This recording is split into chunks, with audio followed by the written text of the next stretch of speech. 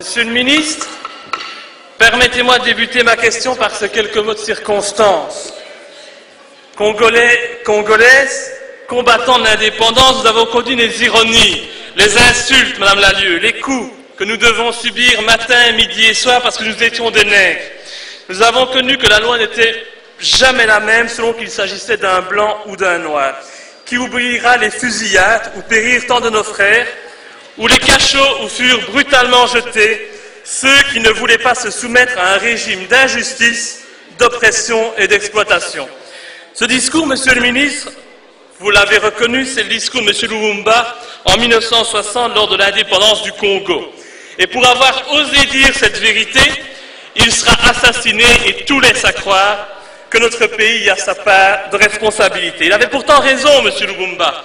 Et je regrette aujourd'hui, excusez-moi de parler fort, mais puisque le clan PS ne fait que parler, et je regrette aujourd'hui, Monsieur le ministre, d'être le seul à réclamer des excuses de la part de la Belgique pour les crimes et les méfaits commis durant la colonisation, pour l'esclavagisme et la torture. Le pire, M. Renders, c'est que depuis 1960, en fait, rien n'a changé. Le Congo est toujours une colonie belge, une colonie de la communauté internationale. L'injustice y est toujours omniprésente et les opposants sont toujours opprimés par le pouvoir en place. Notre pays, lui, continue, par votre voix, par celle de M. Di Rupo, à honteusement soutenir un président fantoche qui a été placé à cette fonction par le grand Manitou du MR, votre ami, même si je ne sais que ce n'est pas le cas, Louis Michel, qui aura fait fortune sur le dos de la misère du peuple congolais. Alors, pendant que la Belgique favorise ses intérêts financiers, eh bien, le président Kabila, lui, assassine et affame sa population. Alors, ma question va être très claire, Monsieur le ministre. Avez-vous conscience qu'en maintenant votre soutien à un président contesté et contestable, et en niant la volonté de la population, vous rendez impossible la gestion du Congo qui risque de sombrer dans la guerre civile? Assumerez-vous dès lors d'avoir sur les mains le sang qui risque d'être versé à cause de la situation de fait que vous persistez à défendre?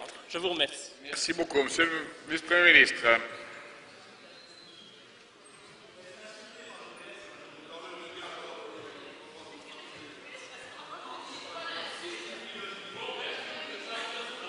La parole est au vice-premier ministre et ministre des Affaires étrangères. Merci, Monsieur le Président. Je ne veux pas revenir sur les différents commentaires de M. Louis, simplement vous confirmer que nous suivons le processus au Congo de manière très assidue en fonction de la demande que nous avons formulée de voir s'améliorer le processus de compilation des résultats à l'occasion des élections législatives. Pour le reste, je rappellerai simplement deux ou trois choses pour M. Louis. La première, c'est que je dois quand même lui confirmer que le Congo est bien indépendant. La décision est tombée déjà il y a quelque temps, Monsieur Louis. Le deuxième élément, c'est que les observateurs ont tous reconnu des irrégularités graves lors de l'élection présidentielle, mais comme je l'ai confirmé au nom de tout le gouvernement, il n'y a pas d'indication d'un changement du classement de l'ordre des candidats.